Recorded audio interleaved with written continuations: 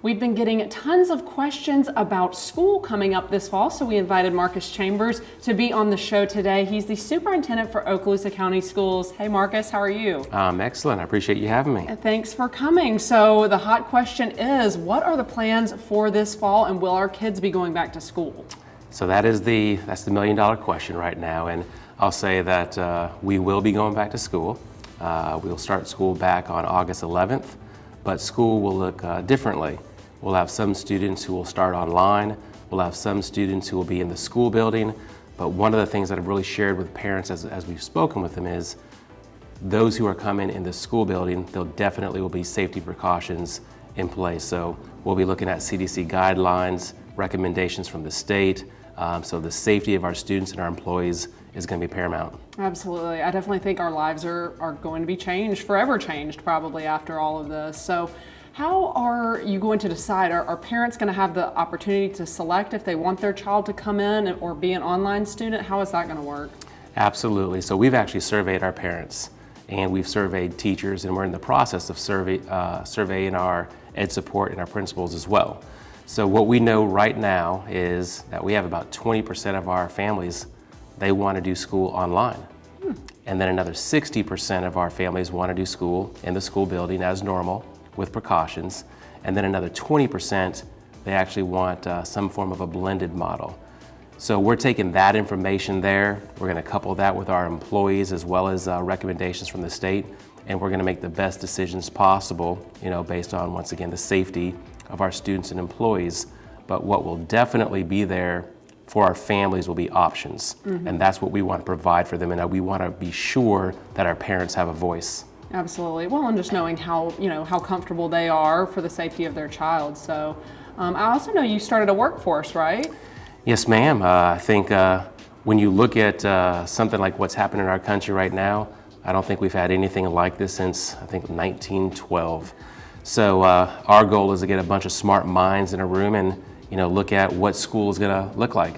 What will the cafeteria look like? What will the buses look like? The arrival, dismissal, locker halls. So all of those are things that we have to look at. So our work group, they're looking at all of those type of topics. How can we do this safely? What will the online model look like? How do we do even better than we did the last 9 weeks? So this group will eventually bring me some ideas of things that we can look at, and then we will formulate our plan and have an established plan done in July. Wow, July, that's really soon. Yes, ma'am. A lot of work to do. Yes, you do. Busy guy. So at that point, parents will be presented with the plan and they'll be able to make a choice at that time? They will. And one thing I was remiss to say, our work group, that once we get those ideas, we'll also share that with some key people in the community because we want to get their input as well. Absolutely. But once we get to July and the plan is there, we will let families know. And of course, we'll be another month out from now, so there'll be even more data out, more information out on COVID. Every day. But families will be able to make a decision. But one of the things that we are looking at right now, that if you're a family and you decide that you want to go online, is the likelihood is you'll have to be online for at least the semester. Okay, until Christmas. Until Christmas. And the reason for that is if we had a number of students who started online and then wanted to come back to the school, which we understand, but there's a lot of staffing needs, there's a lot of social distancing needs that we'd have to regroup. So the goal would be that you would be online for the semester. So of course we don't really hope that this happens, but if there were to be a second wave of the virus, how would we handle that as a school district? So I've got to go back to a good question again, and that's the $1 million question as well. And of course I agree, we hope that does not happen, but we have to be prepared for that. So I think one thing that has served us well is we've already done this.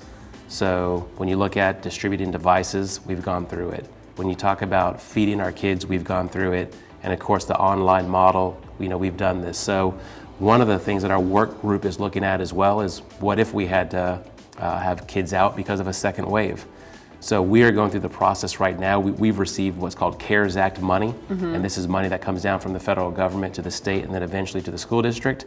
So we're looking at how can we spend these dollars intelligently, but making sure that we're prepared if there was a second wave. So for example, laptops or iPads, we want to make sure that that we're prepared. The mobile hotspots, once again, we want to make sure that we're prepared. And we're actually looking at, curriculum. In the last 9 weeks, we had a certain curriculum. How can we make that even better? How can we enhance it? How can we make it more rigorous to meet the needs of our kids?